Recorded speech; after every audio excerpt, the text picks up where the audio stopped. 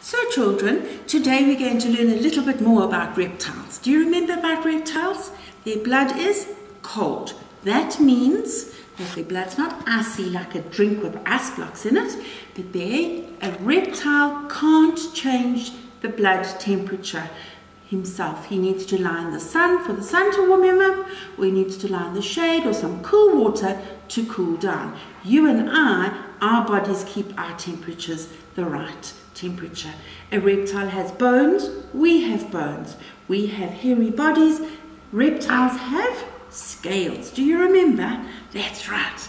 Now this page is in your pack this week. I need you to add it into your green file, and it's all about how reptiles move. But I'm going to leave it because I need you to read with your families about that. But let's have a look. Snakes, as we discussed before, have these straight scales on their tummies. Yes, on their backs they have the round scales, but on their tummies they have straight scales. And you know what they do? They use the scales to pull. That's how they move. They pull and pull themselves along, but not slowly like that. And did you know the fastest snake who can pull himself so fast is the black mamba? And we find that black mamba right here in Zambia, right here in Mazabuka. So the black mamba and some snakes pull themselves along using their long tummy scales. Pull like that and pull like that, pull like that along on their tummies. Now there's some snakes that live in the desert that find it very hard to grip on the soft sand, and they are called sidewinders. Now it's going to be very hard to do this, but what they do is they throw their head that side and then they bring their body. They throw their head that side and they move their body.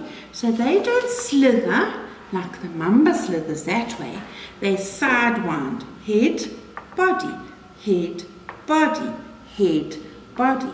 And if you see their tracks in the sand, you just see little squiggles, little squiggles, little squiggles, and that's called a sidewinder snake. Now, lizards have got legs that come out of the side of their body. Can you see that? But these legs can't help them to come up and run. No, they need to use their tails if they want to do what some lizards do. Some lizards can even stand up on their back legs, but they have to have their tail to help them. Other lizards who don't use their tail and don't stand up cannot come up tall and walk like that. No, they are not strong enough in their legs, so they use their tummy and they kind of crawl with their tummy and their legs on the ground. So that's how lizards move. That's how snakes move. Tortoises can lift themselves up because remember they have that big shell, and then they walk slowly and slowly. But I am going to show you a video clip of a tortoise another day. Now some people think that snakes can swim. No, they can't. They can swim, sorry, that the snakes can fly and lizards can fly. No, no, no. Some snakes can make their body flat, and then they use the flat body like a wing to glide, but they do not fly like a bird.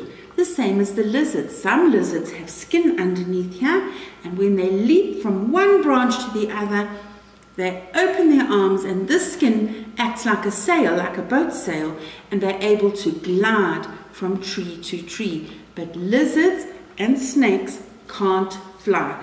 As they leap, they can spread out their body to help them glide. Tortoises walk with their shell. They never ever leave their shell behind, but we will be talking about tortoises later. And crocodiles.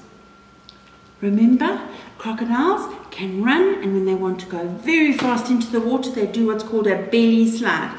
Not a belly flop, what you do into the pool, but they do a belly slide down in the riverbank, and then they actually swim with their tail to get them fast. So crocodiles can lift up and run a short distance, Then they leap onto their bellies, belly slide into the water and swim with their tails. Okay, dokes, that's all for now. We've learnt about how reptiles move.